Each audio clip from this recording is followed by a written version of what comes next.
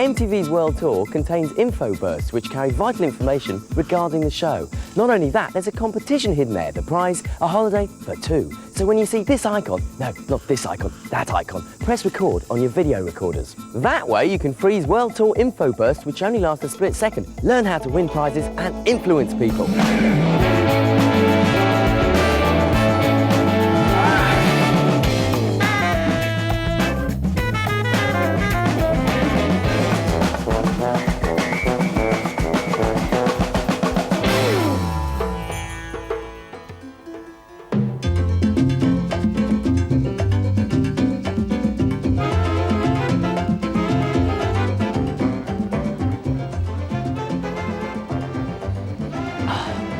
Buenos dias, amigos. Welcome to MTV's World Tour.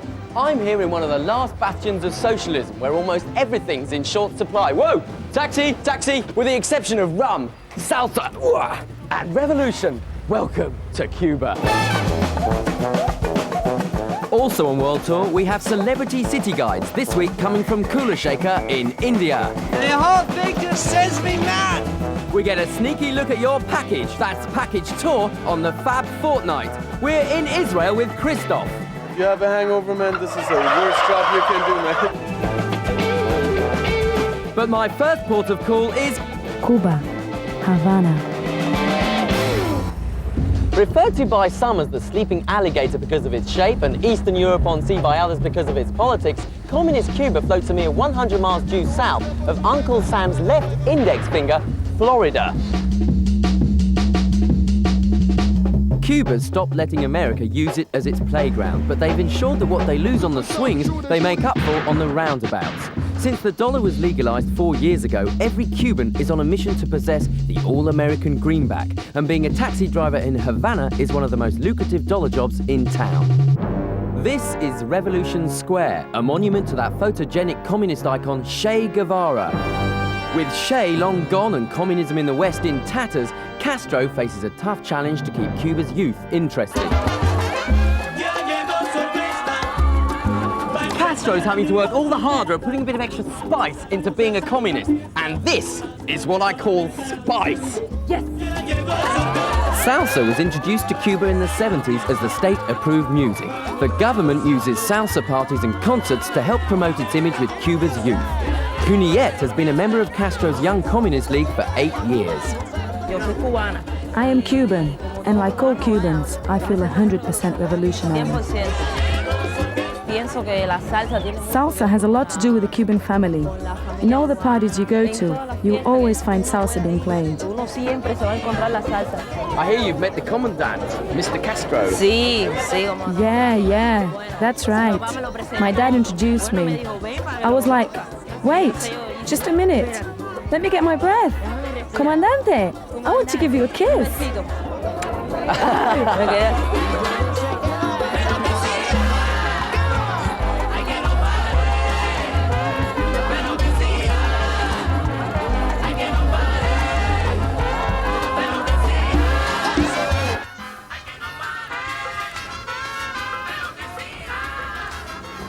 Salsa seems to be the national obsession round here. But if you decide to follow that in instead, Castro's goodwill something else that might be rationed round here. Woo! Great. Stairway to heaven. Let's go. Musicians can't sell records unless they're on a government label, and rock bands are never given a deal. The government condemns rock music as American and anti-establishment. We walk on the street and some people look, you know, like they think we are some kind of aliens because we have long hair, holes in my jeans. I get upset because people think that I am a tourist or I am an establishment, anti-establishment. I am proud to be Cuban. Rock bands like Zeus can't write any political songs and are rarely allowed to perform.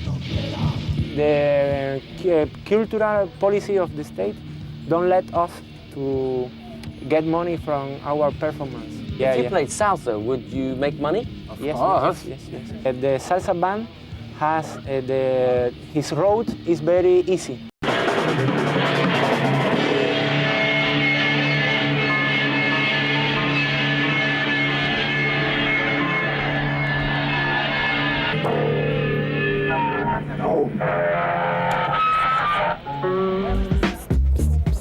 Cigarros? Cigars? Yeah, I have. If you're willing to flash some American dollars, Cuban cigars can be quite easily bought on the black market for a fraction of the shop price. But there's a very real threat of being caught by the police. And you may be fooled into buying fakes or even cigars made from leftover bits from the cigar factory floor. You'd be better off buying your Monte Cristos or Cohibas from a legal source if you don't want to end up severely disappointed. Where are we? What a lovely... In here. Are they so okay?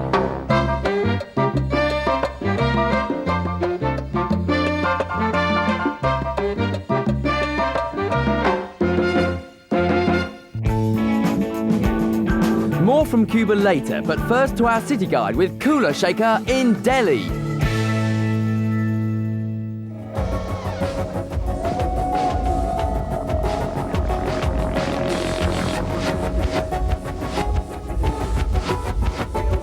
Hello, he's Jay Darlington. He's Christian Mills. And we are Cooler Shaker. This is our city tour guide to Smelly Delhi.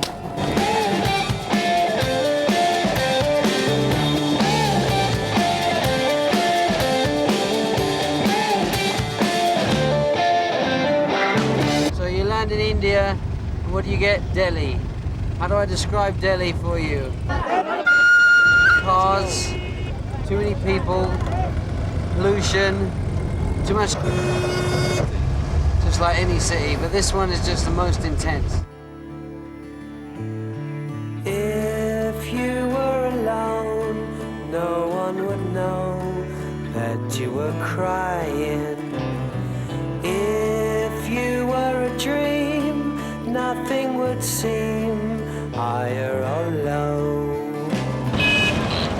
This is how you cross a road in India. No one will stop. He's got a nice scooter. I've always wanted to live in the middle of a road, actually.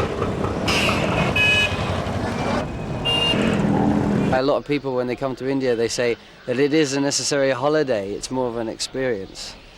But I'd rather have an experience than a holiday any day. This is a rickshaw, the only way to get from A to B in Delhi. If you got or B to A, let's take this one for a ride and see what this baby can do.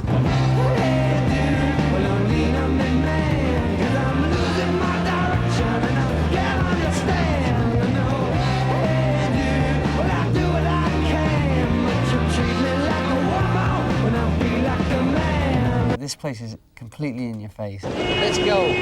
Delhi certainly gets you turned on. Suddenly you're awake, you know? And the whole thing just sends me mad!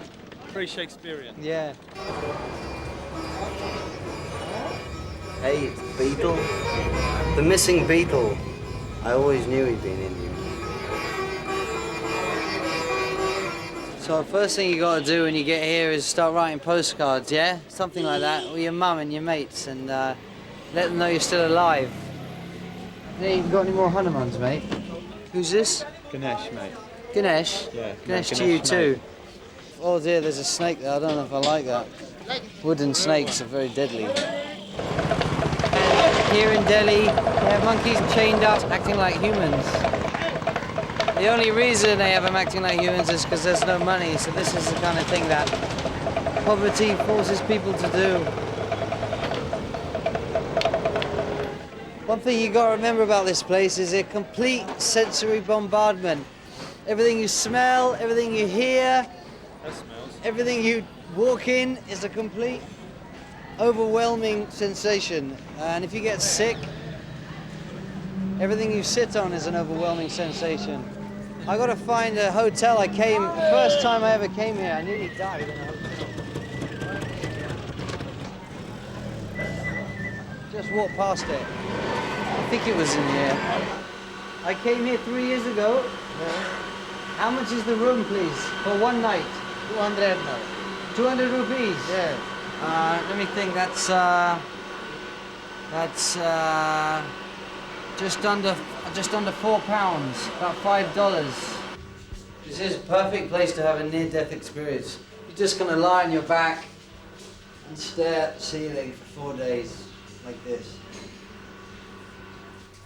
Oh, and you got to remember when you come to India, they have a different style of loo. You have to get used to using it. It's quite an art. And for those who aren't willing to learn, then bring your own loo roll.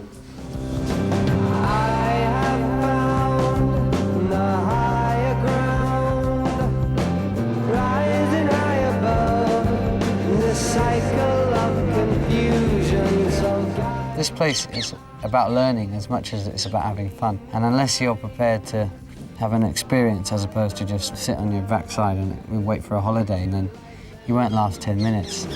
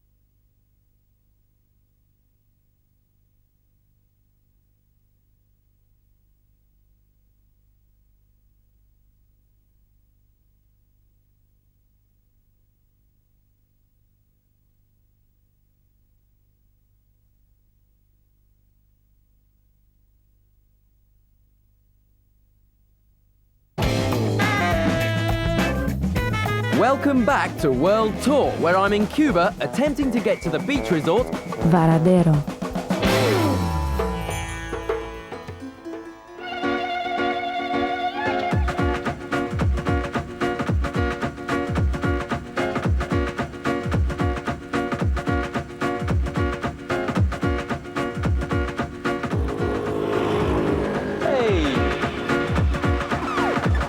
Catching a bus in Cuba requires more effort on the legs than hitching does on the thumbs. After giving up cigars, Castro extended his health kick to the nation, by plucking out every other bus stop in a bid to make Cubans walk further. Yeah, stop, whoa! Yay! Beats that bus business. Buenos dias! Buenos dias! Oh, the door's broken. Okay. Buenos dias! Oh, hey! Varadero, okay? No, I don't go to Varadero. I live in Havana. It's impossible. Look. So, because you're Cuban, you can't go in? Please take me into Varadero, please. Dollar. I can't. No? I can't. Not even for a dollar? I can't. Looks like I found the only thing you can't buy from a Cuban in Cuba with a dollar, and that's a lift into Varadero. Bye.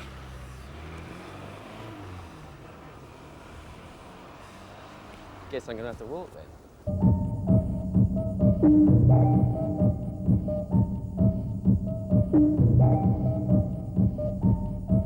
Just over there is an official checkpoint. Beyond that, Varadero. This whole area was once privately owned by an American family, but now it's one of the most popular tourist destinations inside Cuba. You know, the one that's always offered to you on package deals. Well, fine if you're foreign, not so if you're Cuban. If you are Cuban, you've got to show your ID at the checkpoint, and unless you're on a special list, that is to say, unless you live and work inside Varadero, you won't get in.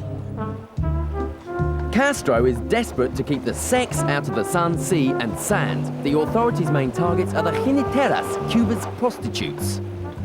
My name is Blanquita, and I'm a primary school teacher. I don't think of myself as a prostitute. I'm a teacher, but I have to work the streets at night. It's not something I enjoy doing. I do it because I have to. I earn 138 pesos a month. That's $6. Blanquita, why would you want to go into Varadero? Varadero is a tourist zone. Before, you could earn between $20 to $100 per night in Varadero. But that's been stopped now. Our comandante has had all the night workers picked up. nocturnas, si es que se puede decir así. How do you feel about the fact that tourists are allowed into Varadero and Cubans just aren't? Me siento muy... I feel like I'm in a foreign country because it's something the Cubans created with their own hands. Eso lo ha creado el mismo cubano con sus propias manos. And yet, someone from another country who's had nothing to do with it, who doesn't know, who doesn't see, can have it all.